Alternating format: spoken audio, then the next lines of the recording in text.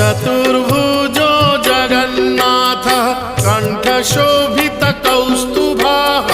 पद्मनाभो देवगर्भश्चन्द्रसूर्यविलोकनः जगन्नाथो लोकनाथो नीलाद्रीशः परो हरिः